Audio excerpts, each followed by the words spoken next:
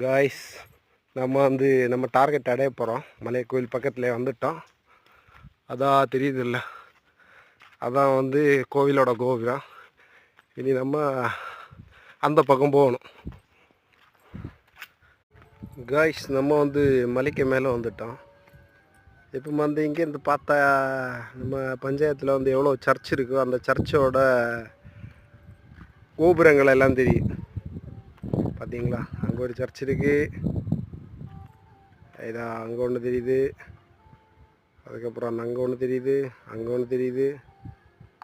அந்த பக்கம் எல்லாம் நிறைய சர்ச் இருக்குது. சுற்றி சுற்றி மலை தான்.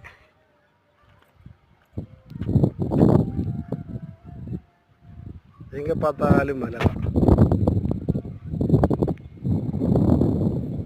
நம்ம இப்போ மலைக்கு மேலே இருக்கோம். காய்ஸ், இங்கே மேலே ஒரு அருமையான ஆலமரம் ஒன்று இருக்குது. ஆலமரமாக அரச மரமா அது பேர் தெரியல, ஏதோ ஒரு மரம் இருக்கிறதுக்கெல்லாம் சீட்டு போட்டிருக்காங்க. நம்ம தேவைக்கு உட்காந்துக்கலாம். அழகா படியெல்லாம் கட்டி விட்ருக்காங்க. நம்ம கோயிலுக்கு பின்பக்கம் இருக்கோம். இனி தான் குடைவரை கோயிலை நம்ம பார்க்க போகிறோம். சரியா, அழகா படியெல்லாம் கட்டி விட்ருக்காங்க. கோயிலோட கோபுரம் தான் இங்கே தெரிஞ்சிட்ருக்கு. கோபுரத்தை மலைக்கு மேலே வச்சு கட்டி விட்ருக்காங்க.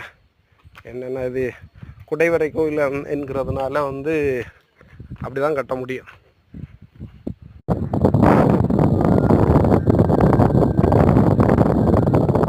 இதுதான் கைஸ் மலை கோயிலோட நிறைய பேர் வந்திருக்காங்க.